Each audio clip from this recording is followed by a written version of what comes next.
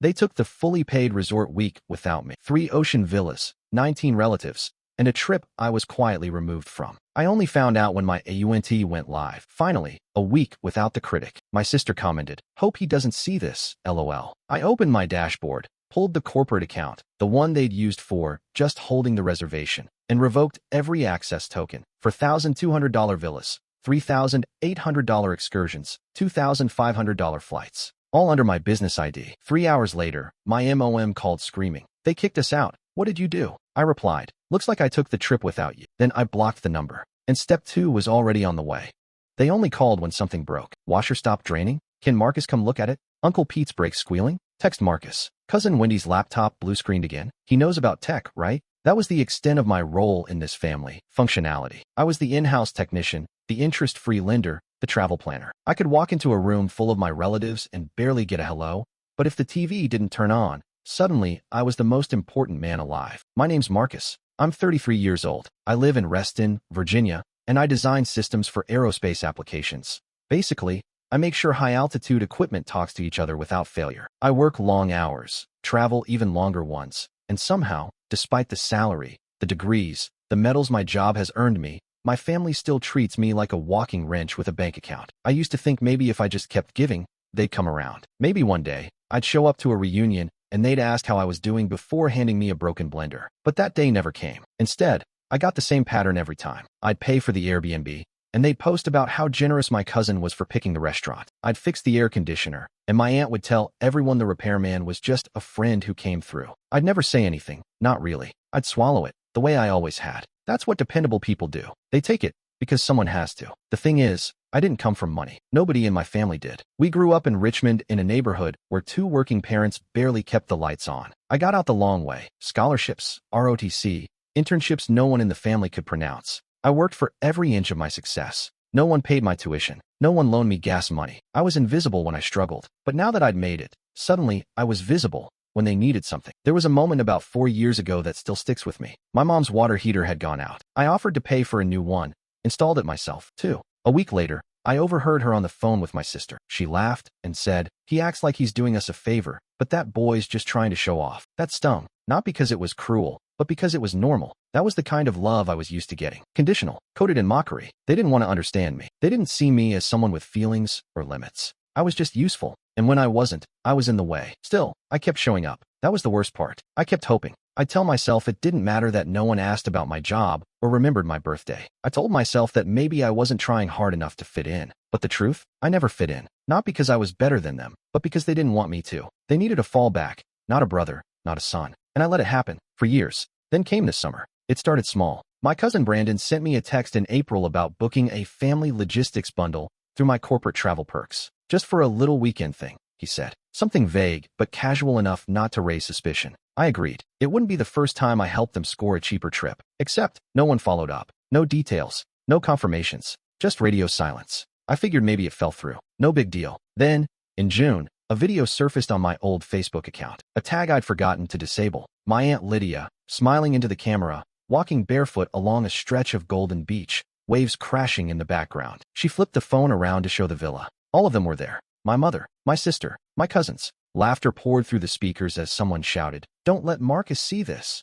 They were in Cyprus, at the same resort I'd once told them I dreamed of visiting, and they had used my name to book it. No invite, no heads up, no seat at the table. It didn't hit me like rage. Not at first. It was quiet, clean, like a surgical slice you don't feel until you look down and see the blood. I sat at my desk and opened my corporate travel dashboard. I pulled up the concierge itinerary. Every booking, villa access, private chefs, guided tours, was under my account, and none of them had thought I'd ever find out. That's when I realized. It didn't matter how much I gave. It didn't matter how many trips I funded or appliances I fixed. I would never be family to them. Not really. I was their vendor, their safety net, their secret, and they had just made one mistake too many. It was a Thursday night, the kind where the quiet feels earned. No calls, no emails, no urgent code pushes from my team in Seattle. I'd reheated leftover stir-fry and queued up a documentary I knew I'd never finish. I was half watching, half scrolling my phone when the notification popped up. "You've been tagged in a video." It was from an old Facebook account I hadn't touched in over a year. Just a leftover shell I kept to keep up with extended family drama from a distance.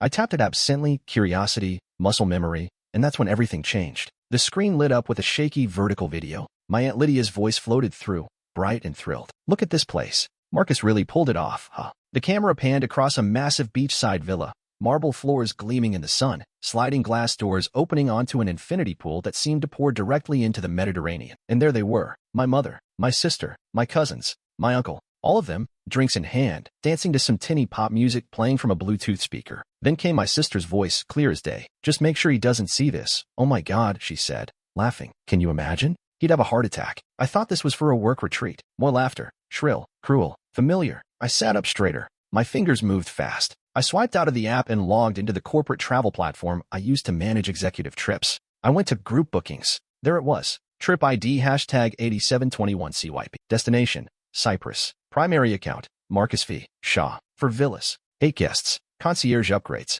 Private drivers. Daily chef-prepared meals. All booked through my Platinum tier access, which coincidentally allowed them to bypass standard screening. Every charge routed through the perk system. Every itinerary masked in executive phrasing to keep HR from flagging. And every name on the reservation except mine. No Marcus. Not even in the guest list. I should have felt something sharp, rage, betrayal, whatever people usually call it, but I didn't. I felt hollow, like someone had turned down the volume on my entire life. I leaned back in my chair and stared at the ceiling. It wasn't just the betrayal. It was the effort, the planning, the gall. They'd known I'd see it eventually. They just didn't care. The rest of the night passed in silence. I didn't scream. I didn't send a dramatic group text. I didn't call anyone. Instead, I got organized. First, I downloaded every invoice and itinerary from the system, cross-referenced dates, noted the timestamps, took screenshots of every mention of my name and every account routing path. Next, I checked the access tokens, the security credentials I'd granted for concierge booking on my behalf. There were 6 of them, all still active, all tied to devices I didn't recognize.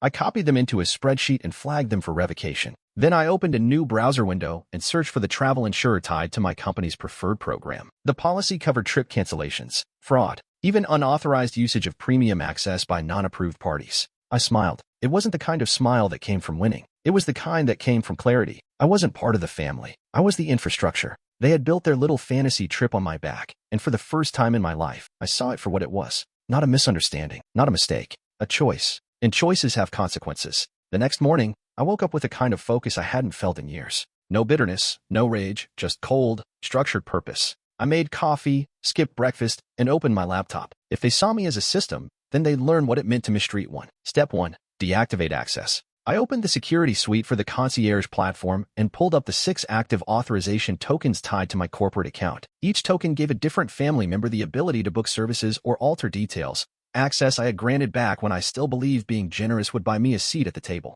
Revoke, revoke, revoke. Just like that, the digital foundation of their vacation began to crack. Step 2. Reverse charges. I submitted formal reversal requests for each booking villas, excursions, and car services, citing unauthorized use. My status as the primary account holder, combined with the evidence I'd collected the night before, made the process swift. I uploaded screenshots of the video, highlighted the mocking commentary, and flagged the transaction logs with a detailed timeline. One by one, the confirmations rolled in. Concierge luxury transport, canceled. Chef services, terminated. Spa appointments, voided. Villa access, revoked by 3 p.m. local time. They wouldn't know what hit them. Step 3. Notify legal and insurance. I submitted a fraud claim to the travel insurer under Clause 14C, unauthorized party access using corporate credentials. I attached all the documentation, emails, receipts, voice transcriptions from the video, even the quote from my sister about hiding it from me. I knew the drill. Keep it factual. Keep it emotionless. By 9:12 a.m., my phone buzzed with a confirmation. The claim had been escalated to priority status. That's when the first call came in. Mom. I let it ring. Then it rang again. Then came the text. Mom, Marcus, something's wrong with the hotel. They're saying the driver didn't show up, and the chef isn't coming. Can you look into this? Call me back ASAP. I didn't. Instead, I watched the live logs update as another service deactivated. I pictured the confusion. The villa manager explaining to my family that their booking no longer appeared in the system. The concierge politely informing them that the private boat tour had been canceled. The realization that the perks they used weren't really theirs. Then the phone rang again. I picked up this time, not to talk, just to listen. Marcus, what the hell is going on? My mother's voice screeched through the speaker. Everything's shutting down. We just got back from the beach and the keycards don't work. The chef left. Your sister says you're doing this? Tell me that's not true. I could hear the panic rising in her voice. Marcus, this is not the time for one of your episodes. People are stranded. We're in a foreign country. I didn't raise my voice. I didn't even flinch. I revoked what you stole, I said flatly. What? No, this wasn't stealing. This is family. You took a trip in my name and deliberately excluded me. That's not family. That's fraud. A pause. Then she switched tactics. Listen, your sister's in tears. She didn't mean it like that. She thought it might be easier for you to skip this one. I ended the call, and I blocked the number. The rest of the afternoon unfolded like clockwork. At 3:03 p.m. Cyprus time, villa access expired. Housekeeping locked the doors. Concierge accounts were closed. They were stranded, mid-trip, mid-fantasy, standing in swimwear with no staff, no transport, no reservations. I filed the last report before sunset, a formal documentation packet to my company's internal auditor, marked with every instance of policy breach, impersonation, and unapproved benefit usage. It wasn't vindictive. It was clean, professional. I dotted every I, attached every timestamp. My phone buzzed again that evening, emails, calls, voicemail after voicemail. I turned the ringer off. Then I poured a drink, opened the windows, and sat in silence as the wind came in. They didn't think I'd ever say no. Now they knew what it felt like when I finally did. The next day was quieter than I expected. No new calls.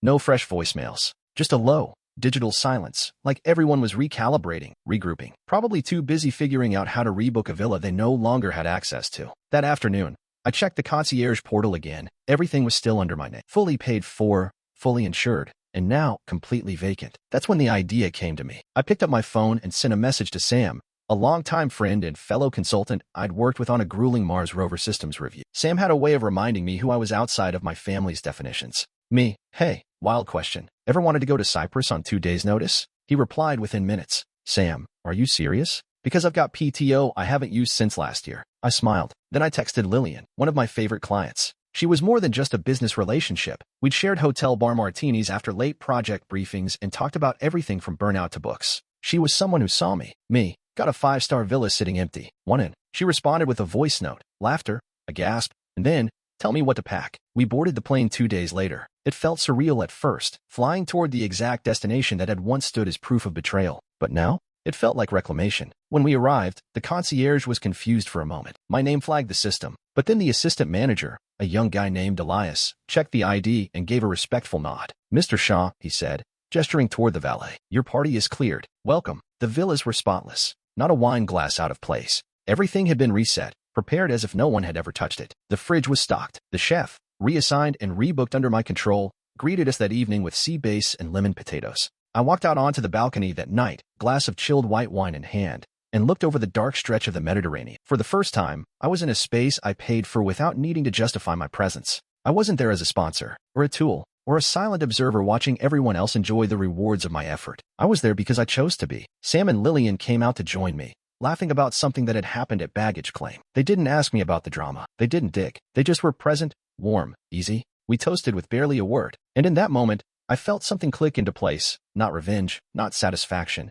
just peace. I finally saw the difference between giving and being used. And I wasn't afraid to stop being useful. Not anymore. I posted one photo. No caption, no tags. Just an image of the villa's infinity pool at dusk, sun melting into the sea, glass of wine on the ledge, untouched. The kind of photo that says everything without a single word. I didn't check the notifications. I didn't need to. I knew what that picture would do. By noon the next day, my inbox had become a minefield. Missed calls from blocked numbers. Anonymous voicemails. My corporate email lit up with security pings, login attempts from strange IPs. One message, labeled Urgent Family, was 47 seconds of my sister's voice, shrill and breathless. They're investigating the trip, Marcus. What did you do? You need to fix this. You need to fix this now. I didn't press play again. I just deleted it. A few hours later, I got an automated alert from the travel insurance division. Due to my fraud claim, all trips under my account for the past 3 years were now under audit. Not just this one. All of them. Family trips to Lake Tahoe. The weekend in Miami someone claimed was a milestone birthday. The Arizona wellness retreat my mom insisted was a healing weekend after her gallbladder surgery. I remembered each one, not because I'd been there, but because I paid. And now they were all being reviewed. Someone in internal had flagged a pattern, repeat charges, overlapping guest lists, benefit abuse. A full audit was pending and tax disclosures would be triggered. That night, I received a single message from my cousin Devin. Devin, what the hell did you do? We're being flagged for fraud. Are you trying to destroy us? No. I thought, I'm just done protecting you. Calls flooded in again. This time, not just from immediate family, but from their friends. College roommates of my sister, one of my mom's church friends, a former neighbor, all saying the same thing in different flavors. Come on, Marcus, you're taking this too far. This is family. You don't involve lawyers over a vacation. You really want to make your mother cry herself to sleep? I said nothing. Silence had become my best tool. Better than receipts. Better than long-winded explanations. Silence made them nervous. It left them with their own voices ringing in their ears. And in that silence, they unraveled. Screenshots reached me through mutuals, My sister posting vague quotes about betrayal, my mom sharing prayer requests without naming names, my uncle venting in group chats that somehow made it to me. None of it mattered. What mattered was this. They were finally feeling what I'd felt for years. Unseen, unheard, excluded from a system they thought they owned. But unlike them, I hadn't done it out of malice. I did it because it was the only way to be free. I checked the photo one last time. Over 300 likes, dozens of comments. I didn't reply to a single one. Then I turned off my phone and poured another glass of wine. Let the audit speak for me. It was quiet when I did it. No music, no background noise. Just the hum of the printer and the soft click of my keyboard. Outside, the sun was starting to set, casting a warm orange across the desk where I'd lined up 3 plain envelopes. Inside each one was a letter, not emotional, not dramatic, just facts. I called them severance letters. Clean breaks. Like corporate terminations, except this wasn't about a job. It was about the role I'd played in my family for the last 20 years. Financier, fixer, fallback. The first letter was to my parents. It opened with a line they would never expect from me. Effective immediately, I am terminating all financial involvement with. I listed out everything I had paid for in the last 4 years. Itemized, dated, subtotals and totals. Mortgage assistance, $58,200. Medical bills, $17,843. Auto loan balance, $11,150. Travel reimbursements I had never once requested. Total, $104,512. I wrote, "This is not a request for repayment. It is a record for your understanding of the role I played. Going forward, that role no longer exists." Then came the part that felt even heavier. Emotional labor ends here, too. I explained I would no longer be the one to mediate arguments, to make excuses for missed birthdays, to check in when no one else did. That job had exhausted me, and it hadn't been appreciated. It had been expected. The second letter went to my sister. Her list was shorter but sharper. Dress deposits, venue payments, plane tickets, rushed favors done under the guise of please. You're the only one who understands this stuff. I ended her letter differently. You always saw me as a background character in your life story, but I'm not obligated to play a role in a script that belittles me. No threats, no demands, just the truth. The third envelope was for Uncle Joe and Aunt Lydia. They'd been on nearly every family trip I'd funded, always quick with a laugh and a favor request, but never once offering anything in return. Their letter was almost clinical. This concludes all financial sponsorship. If future travel is attempted using my name or credentials, legal action will follow. Each envelope was sealed, addressed, and sent certified mail, not because I thought they'd pretend not to receive them, but because I knew they would. I logged the tracking numbers and marked a calendar for expected delivery. Then I sat down at the kitchen table, breathing deep for the first time in weeks. I didn't feel triumphant. I didn't feel cruel. I felt done. This wasn't vengeance. This was closure. This was putting an end to the false narrative that I was some ungrateful child who turned his back on his family. No, I gave them everything, and they mistook it for weakness. Now they would understand. Family isn't something you get to use like a debit card. It's a role you earn, and I was finally cutting them off, not because I hated them, but because I loved myself enough to stop being their backup plan. Exactly a week after I mailed the severance letters, I came home to a small pile of envelopes stuffed inside my mailbox. I knew who they were from before I even saw the handwriting. The first one was from my sister. Heavy strokes, dark ink, almost like she was trying to carve the words into the paper. It started with, "So this is who you really are." 3 pages of rage. Condescension wrapped in self-pity. She called me cold, selfish, said I'd humiliated the entire family. My favorite line came near the end. "All I ever asked for was a little help. You turned it into a vendetta." Right, a little help. That must have been what the $6,000 wedding venue deposit was. Or the dress she didn't show me but demanded I fund. I tossed her letter aside and opened the next one. This one was from my parents.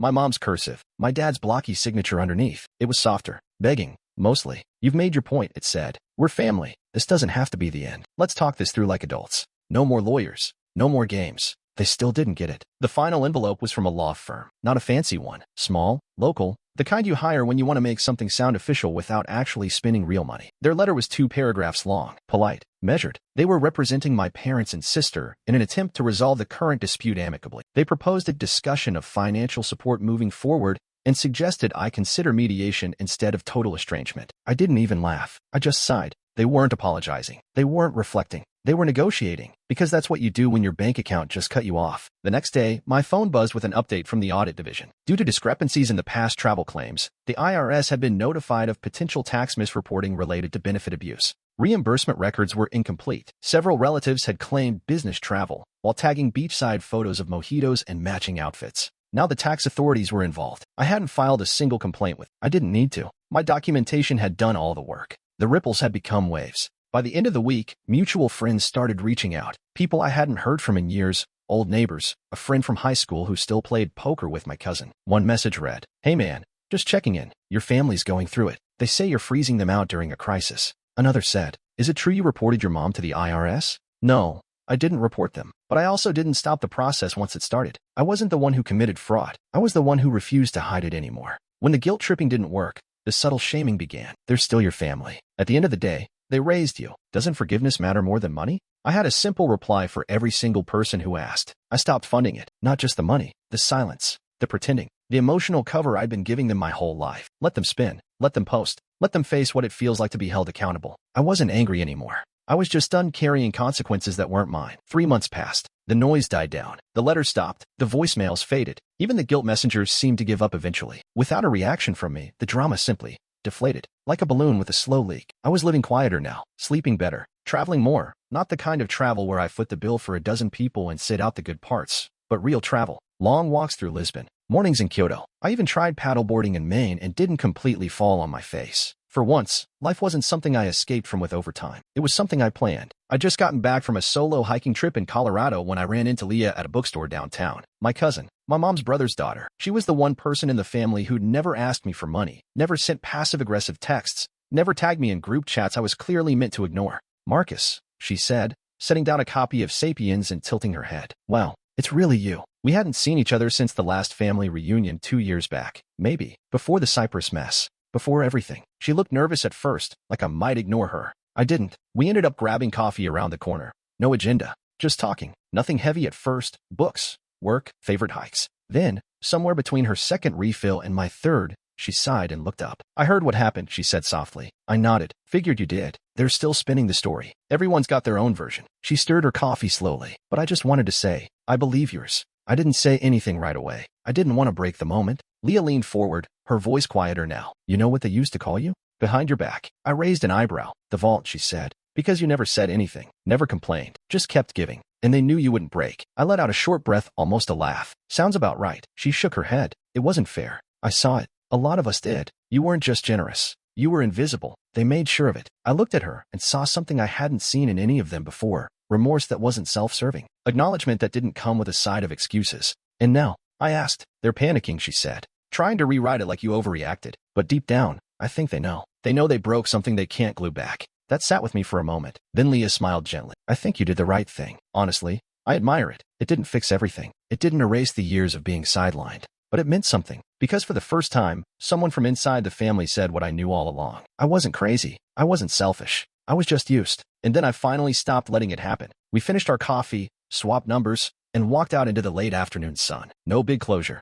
No grand apology. Just a moment of clarity. And that was enough. By the time fall rolled around, I was done waiting for one last olive branch. The last voicemail from my mother had come a few weeks earlier. She didn't cry this time. Just said she missed me. Asked if we could start fresh. Then added, your sister's still hurting. As if that were the hinge the door should swing on. I never returned the call. That Sunday, I opened my contacts list, took a deep breath and started scrolling. Deleted my sister's number, then my parents, then Uncle Joe, Aunt Lydia, cousins I hadn't spoken to in a year, who only ever called when a car broke down or a payment deadline loomed. Delete, delete, delete. I went through my apps next. Blocked every family member on Facebook, Instagram, LinkedIn. Disabled tags. Locked down my profile. It wasn't anger driving it. It was precision. A purge. Final and quiet. I didn't tell anyone I was doing it. That night, for the first time in years, I slept without checking my phone once. The next morning, I opened the blinds, made eggs and toast, and looked around at the house I'd paid for myself, alone, without anyone's help or debt or guilt attached. The silence felt different now. Not heavy, just clean.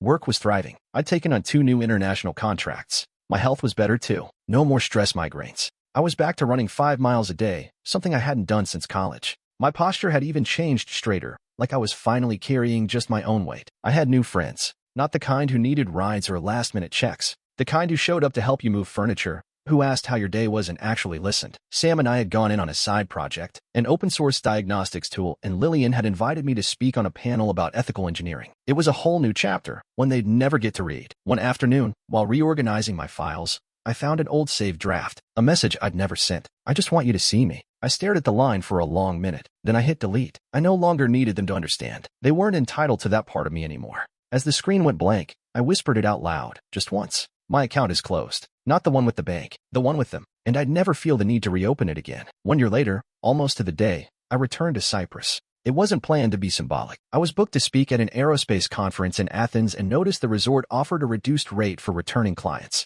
Same villas, Same coastal view. Same infinity pool stretching out toward the blue edge of the world. I hesitated for maybe 5 seconds before booking it. This time, I flew solo. No fake guests. No secret snubs. No one tagging me in beach photos while laughing behind my back. When I arrived, Elias, the assistant manager from last time, recognized me immediately. "Mr. Shaw," he said with a knowing smile. "Welcome back." There was no confusion this time. No stolen accounts or revoked bookings. Just my name, my ID, my time. The villa hadn't changed. Whitewashed walls. Breeze smelling like citrus and salt. A bottle of wine already chilled in the fridge. It was all exactly how it had been, minus the ghosts. I spent the week doing nothing in particular. I slept in, read books on the patio, swam laps at sunrise, and walked the rocky shoreline before dinner. Some evenings I ordered room service. Others I sat at the hotel bar, talking to strangers who didn't know my history and didn't care. There was no point to prove anymore. No audience to perform for. No secret hope that someone from the past would show up and finally say the right thing. On the last night, I brought a glass of wine out to the patio and sat in the same chair I'd occupied a year before, right before everything fell apart. But this time, I wasn't waiting for anything to happen. There were no calls to brace for, no inboxes to dread. I just sat, watched the sunset slowly slide down the horizon, same as it always did, whether people were kind or cruel, whether families stayed whole or cracked apart. I lifted the glass in a small toast. No audience, no applause, just truth. This wasn't a victory lap. It wasn't revenge. It was reclamation. I had come back not to relive what happened, but to overwrite it, with peace, with freedom, with my own presence. And as the sky deepened from gold to navy, I realized something I hadn't been able to say out loud until now. I'm free, not just from them, but from needing anything from them at all.